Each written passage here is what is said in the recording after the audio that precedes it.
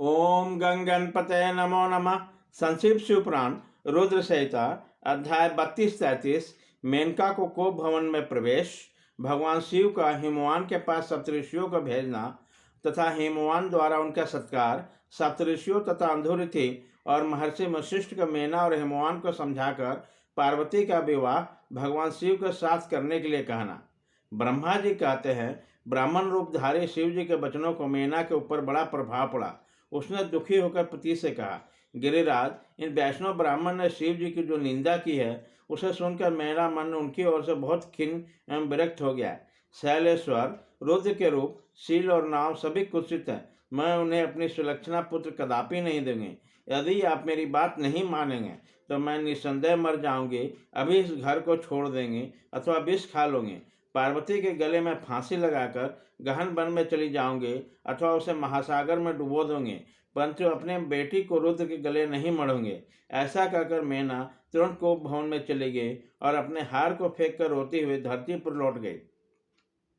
इधर भगवान शिव को इस बात का पता चला, तब उन्होंने अंधरुति सहित सप्तऋषियों को बुलाया और मेना के पास जाकर उन्हें समझाने की आज्ञा दी। शिव जी का आदेश पाकर वह भगवान शिव को नमस्कार करके वे दिव्य ऋषि आकाश मार्ग से उस स्थान को चले गए जहाँ हिमवान की नगरी थी। उस दिव्य पुरी को देखकर उस सप्तऋषियों को बड़ा विस्मय हुआ। वह हिमाचल पुरी की परस्पर प्रशंसा करते हुए सब ऐश्वर्यों से भरे पूरे हिमवान के घर जा पहुँचे। उन सूर्य तुल्य तेजस्वी सातों ऋषि को दूर से आकाश के रास्ते आते देखकर हिमवान को बड़ा विस्मय हुआ। वे बोले, ये 7 सूर्य तुल्य तेजस्वी मुनि मेरे पास आ रहे हैं। मुझे प्रयत्न पूर्वक इन सबकी पूजा करनी चाहिए। सबको सुख देने वाले हम गृहस्थ लोग धन्य हैं जिनके घर पर ऐसे महात्मा पदार्पण करते हैं। ब्रह्मा जी कहते हैं, इसी समय वे मुनि आकाश से उतरकर पृथ्वी पर खड़े हो गए। उनके सामने देख हिमवान बड़े आदर के साथ आगे बढ़े और हाथ जोड़कर मस्तक झुकाकर उन सप्तऋषियों को प्रणाम करके पश्चात उन्होंने बड़े सम्मान के साथ उन सबकी पूजा की और आगे कर कर कहा, मेरा गृहाश्रम आज धन्य हो गया। यह कहकर उन्होंने बैठने के लिए भक्तिपूर्वक आसन ला कर दिया। जब वो आसनों पर बैठ गए तब उनकी आज्ञा लेकर हिमवान भी बैठे और वहाँ उन ज्योतिर्मय महर्षियों से इस प्रकार बोले। हिमवान ने कहा, आज मैं धन्य हूँ, कृतकृत्य हूँ। मेरा जीवन सफल हो गया है। मैं लोक में बहुत से तीर्थों के भांति दर्शनीय बन गया, क्योंकि आप जैसे विष्णु रूपी महात्मा मेरे घर पधारे हैं। आप लोग पूर्ण काम हैं। हम दीनों के घर में आपका क्या काम हो सकता है। तथापि मुझे सेवक के योग्य यदि कोई कार्य है तो कृपा पूर्वक उसे अवश्य कहिए। ऐसा पूर्ण करने से मेरा जीवन सफल हो जाएगा। ऋषि बोले, शैलराज, भगवान शिव को जगत के पिता कहा गया है और शिवा जगन माता कहा गई है, अतः तुम्हें महात्मा शंकर को अपनी कन्या देना चाहिए। हिमवान, ऐसा कहने से तुम्हारा जन्म सफल हो जाएगा और तुम जगत गुरु के भी गुरु हो जाओगे, इसमें संशय नहीं है। मुनीश्वर, सप्तऋषि का यह वचन सुनकर हिमवान ने दोनों हाथ जोड़े उन्हें प्रणाम करके इस प्रकार कहा। हिमवान हिमालय बोले, महाभाग सप्तऋषियों, आप लोगों ने जो बात कही है उसे शिव की इच्छा से मैंने पहले ही मान रखा है, किंतु प्रभु, इन दिनों एक वैष्णव धर्मी ब्राह्मण ने आकर भगवान शिव के प्रति प्रसन्नता पर बहुत से उल्टी बातें बताई हैं। तभी से शिव की माता का ज्ञान भ्रष्ट हो गया। वह अपनी बेटी के विवाह उस योग्य रुद्र के साथ नहीं करना चाहते। ब्राह्मणों, वे बड़ा भारी हट करके मैले कपड़े पहने कोप भवन में चली गई है और समझाने पर भी समझ नहीं रही है। मैं भी वैष्णव ब्राह्मण की बातें सुनकर ज्ञान भ्रष्ट हो गए। आपने सच कही है। भिक्षुक रूपधारी महेश्वर की बेटी देने की मेरी भी अपेक्षा नहीं है। ब्रह्मा जी कहते हैं, नारद, मुनियों के बीच में बैठे हुए शैलराज शिव की माया से मोहित हो उपयुक्त बातें कहकर चुप हो गए। तब उन सप्तऋषियों ने शिव की माया प्रशंसा करते हुए मेनका के पास अंधुरुति को भेजा। पति की आज्ञा पाकर ज्ञानदानी अंधुरुति देवी तुरंत उस घर में गई जहाँ मेना और पार्वती थी। उन्होंने जाकर देखा मेना शोक से आकुल होकर पृथ्वी पर पड़ी है। तब उस साध्वी देवी ने बड़ी सावधानी के साथ मधुर एवं हितकर वाणी कही। अंधरुति बोली, साध्वी रानी मेनके, उठो, मैं अंधरुति तुम्हारे घर में आई हूँ तथा दयालु सप्तऋषि भी पधारे हैं। अंधऋषि का स्वर सुनकर मेनका शीघ्र उठ गई और लक्ष्मी जैसी तेजस्विनी उस पतिव्रता देवी के चरणों में मस्तक रखकर बोले, मैना ने कहा, अहो, हम पुण्य जन्मा जीवों का आज यह किस पुण्य का फल प्राप्त हुआ है कि हमारे इस घर में जगत श्रेष्ठ ब्रह्मा जी के पुत्र वधु और महर्षि वशिष्ठ की पत्नी पधारी है। देवी, आप किस लिए आई हैं, यह मुझे बताई है। मैं और मेरे पुत्री आपकी दासी के समान हो, आप हम पर कृपा कीजिए। मेनका के ऐसे कहने पर साध्वी अंधरुति ने उनको बहुत अच्छी तरह समझाया बुझाया और उन्होंने सांस ले हुए वहां प्रसन्नतापूर्वक उस स्थान पर आई जहां वो सप्तऋषि विद्यमान थे। सप्तऋषिगण बातचीत में बड़े निपुण थे। उन सबने भगवान शिव के जुगल चरणाबिंदों का स्मरण करके शैलराज को समझाना आरंभ किया।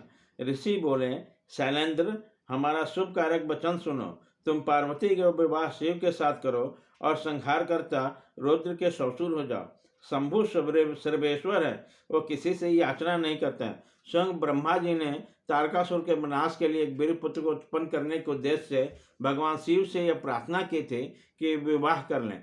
भगवान शंकर तो योगियों व शिरोमणि है, वह विवाह के लिए उत्सुक नहीं है, किंतु ब्रह्मा जी के प्रार्थना से ही वे महादेव तुम्हारी कन्या का परिग्रहण करेंगे। तुम्हारे पुत्री ने जब तपस्या की थी उसी समय उनके सामने उनकी विवाह की प्रतिज्ञा कर ली थी। इन्हीं दो कारणों से जोगराज शिव विवाह करेंगे। ऋषियों के बात सुनकर हिमालय हंस पड़े और कुछ भयभीत हो विनय पूर्वक बोले। हिमालय ने कहा, मैं शिव के पास कोई राजोचित सामग्री नहीं देखता हूँ। उनका न कोई घर है, न ऐश्वर्य है, न कोई संधव या बंधु बांधव है। मैं अत्यंत निर्लिप्त जोगी को अपनी बेटी देना नहीं चाहता। आप लोग वेद विधाता ब्रह्मा जी के पुत्र हैं, अतः आप निश्चित विचार करके कहिए। जो पिता काम से, मोह से, भय से अथवा लोभ से किसी अयोग्य वर के हाथ में अपनी कन्या दे देता है, वह मरने के बाद नरक में जाता है। अतः मैं स्वेच्छा से भगवान शूलपणि को अपने कन्या नहीं दूंगा। इसलिए महर्षियों, जो चीज विधान हो उसे आप लोग कीजिए। मुनीश्वर नारद हिमाचल के इस वचन को सुनकर बातचीत करने में निपुण महर्षि वशिष्ठ ने उनसे यो कहा। वशिष्ठ बोले, शैलेश्वर, मेरी बात सुनो। यह सर्वथा तुम्हारे लिए हितकारक, धर्म के अनुकूल, सत्य तथा इहलोक और परलोक में सुखदायक है। शैलराज, लोक तथा वेद में 3 प्रकार के वचन उपलब्ध होते हैं।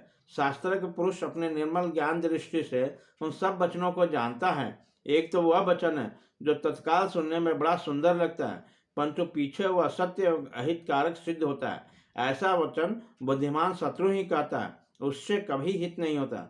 दूसरा वह है जो आरंभ में अच्छा नहीं लगता, उसे सुनकर आप प्रसन्नता ही होते हैं, किंतु परिणाम में वो सुख देने वाला होता है। इस तरह का वचन सुनकर दयालु धर्मशील बांधव जन का ही कर्तव्य बोध कराता है। तीसरी श्रेणी का वचन वह है जो सुनते ही अमृत के समान मीठा लगता है और सब काल में सुख देने वाला होता है। सत्य उसका सार होता है, इसलिए वह हितकारक वह सबका करता है। ऐसा वचन सबसे श्रेष्ठ और सबके लिए अभिष्ट है। शैलराज, इस तरह नीति शास्त्र में 3 प्रकार के वचन का है। उन तीनों में से तुमसे कौन सा वचन अभिष्ट है, बताओ। मैं तुम्हारे लिए वैसा ही वचन कहूँगा।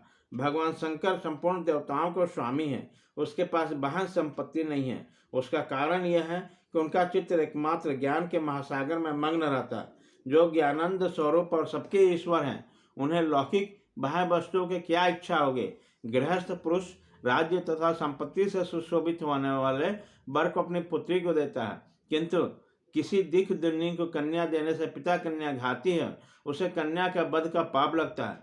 कौन जानता है कि भगवान शंकर दुखी हैं। कुबेर जिनके किंकर है, जो अपने भृंग भंग की लीला मात्र से संसार की सृष्टि और संहार करने में समर्थ है, जिन्हें गुणातीत परमात्मा और प्रकृति से परे परमेश्वर कहा गया है। सृष्टि पालन और संहार करने वाले, जिनकी त्रिविध मूर्ति हैं, ब्रह्मा विष्णु और हर नाम धारण करते हैं, उन्हें कौन निर्धन अथवा दुखी कह सकता है। ब्रह्मलोक में निवास करने वाले ब्रह्मा, क्षीर सागर मनाने वाले विष्णु तथा कैलाशवासी हर, ये सब शिव की ही विभूतियां हैं। शिव से प्रकट हुई प्रकृति भी अपने अंश से 3 प्रकार की मूर्तियों को धारण करती है। जगत में लीला शक्ति से प्रेरित हो वह अपने कला में बहुत सा रूप धारण करती है। समस्त वांग्मय की अधिष्ठात्री देवी वाणी उनके मुख से प्रकट हुई है और सब संपत्ति स्वरूपिणी लक्ष्मी बस स्थल से बहिर्भूत हुई है तथा शिवा ने देवताओं के एकत्र हुए तेज से अपने को प्रकट किया था और संपूर्ण दानों को वध करने वाली करके देवताओं को स्वर्ग की लक्ष्मी प्रदान की थी। देवी शिवा कल्पांतर में दक्ष पत्नी के उदर से जन्म ले सती के नाम से प्रसिद्ध हुई थी और हर को उन्होंने पति के रूप में प्राप्त किया था। दक्ष ने स्वयं ही भगवान शिव को अपनी पुत्री दी थी। सती ने पति की निंदा सुनकर जोग बल से अपने शरीर को त्याग दिया था। वही कल्याणमयी सती अब तुम्हारे बिर्ण और मेना के गर्भ से प्रकट हुई है। शैलराज, यह शिवा जन्म जन्म में ही शिव की पत्नी होती है और प्रत्येक कल में बुद्धि रूपा दुर्गा ज्ञानियों की श्रेष्ठ माता होती है। ये सदा सिद्धदायिनी और सिद्धि रूपिणी है। भगवान हर चिता भस्म के रूप में सती के अस्थि चूर्ण को ही स्वयं प्रेम पूर्वक अपने अंगों में धारण करती है। अतः गिरिराज, तुम स्वेच्छा से अपनी मंगलमय कन्या को भगवान हर के हाथ में दे दो। तुम यदि नहीं दोगे तो वो स्वयं प्रियतम के स्थान में चली जाएगी। देवेश्वर शिव तुम्हारी पुत्री का अनंत क्लेश देखकर ब्राह्मण के रूप में इसकी तपस्या के स्थान पर आए थे और इसके साथ विवाह की प्रतिज्ञा करके इसे आश्वासन एवं वर देकर अपने आवास स्थान को लौट गए। गिरे, पार्वती की प्रार्थना से ही शंभु ने तुम्हारे पास आकर इसके लिए याचना की थी और तुम दोनों ने शिव भक्ति में मन लगाकर उसने इस वाचना को स्वीकार किया था। गिरिराज, बताओ फिर किस कारण तुम्हारी बुद्धि विपरीत हो गई। भगवान शिव ने देवताओं की प्रार्थना से प्रभावित होकर हम सब ऋषियों को और अंधरुति देवी को भी तुम्हारे पास भेजा है। हम तुम्हें यही शिक्षा देते हैं कि तुम पार्वती को रुद्र के हाथ में दो। गिरे, ऐसा करने पर तुम्हें महान आनंद प्राप्त होगा। शैलेंद्र, यदि तुम स्वेच्छा से अपनी बेटी शिवा को शिव के हाथ में नहीं दोगे तो भावी के बल से इन दोनों का विवाह हो जाएगा। तात, भगवान शंकर ने तपस्या में लगी हुई पार्वती को ऐसा ही वर दिया है। ईश्वर की हुई प्रतिज्ञा कभी पलट नहीं सकते। गिरिराज, ईश्वर के बस में रहने वाले समस्त साधु पुरुषों को भी प्रतिज्ञा को संसार में किसी के द्वारा उल्लंघन होना कठिन है, फिर साक्षात ईश्वर की प्रतिज्ञा के लिए तो कहना ही क्या है। अध्याय 32-33।